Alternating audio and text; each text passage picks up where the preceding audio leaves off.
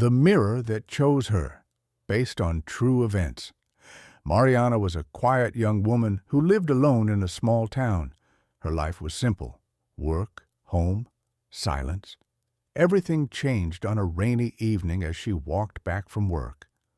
On the sidewalk, next to a trash bin, she noticed an antique mirror. It had a rounded frame with deep red carvings along the edges, almost the shade of dried blood. Despite being discarded, the mirror had no scratches, no cracks, no sign of age at all. It seemed carefully placed there, almost as if it had been waiting for someone. Drawn to its eerie beauty, Mariana carried it home and hung it in her bathroom. The very moment the mirror touched the wall, the air changed. The room became cold, heavy, still, as if something invisible had awakened and was now watching her. A chill ran down her spine. "You're just tired," she whispered, forcing a laugh. She took a shower, turned off the lights, and went to bed. Night 1. Around 3 in the morning, Mariana suddenly woke up.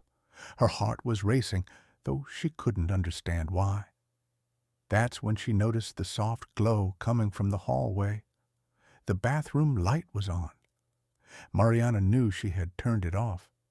She got up slowly, her feet trembling against the cold floor, and walked toward the bathroom. The mirror stood silently on the wall, reflecting nothing unusual. She switched the light off. As soon as she turned around to leave, she felt it, a presence behind her, standing so close she could almost feel its breath on her neck. She didn't look back. She ran straight to her bedroom and locked the door. Minutes later, a loud crash echoed through the house, as if glass had shattered into 1,000 pieces. Convinced the mirror had fallen, she returned to the bathroom. But everything was perfectly in place. The mirror was still hanging. No broken glass, no noise, no explanation, only silence.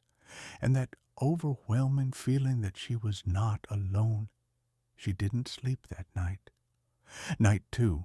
The next evening, exhausted but trying to stay calm, Mariana returned home from work. As she opened the door, a dark shadow ran down the hallway fast, vanishing into the bathroom.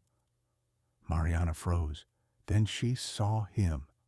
Standing in front of the mirror was a tall, gaunt old man. His skin was pale, almost gray. His hair was long, white, dripping with something that looked like water or blood. His eyes were empty, lifeless, staring directly at her through the reflection. Mariana gasped. "Who are you? What do you want?" In that exact moment, every light in the house flickered and went out. The air turned freezing cold. Mariana heard a soft breathing behind her. Slow, steady, wet. She turned around in terror, but the hallway was empty. When she looked again at the bathroom, the mirror was no longer on the wall. It was now standing in the center of the living room. The final night. Mariana stepped toward the mirror, trembling, and she saw her own reflection. But it wasn't her. It looked like her face, many years older, skin sagging, eyes completely black, lips stretched into a horrible smile. The reflection raised its hand and tapped on the glass. Tock, tock, tock.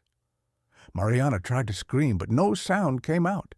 The reflection did not mimic her movements. Instead, it stared at her as if it were alive. Then it spoke, with her own voice, but twisted, broken, echoing from inside the mirror. "Thank you for freeing me. Now it's your turn to enter."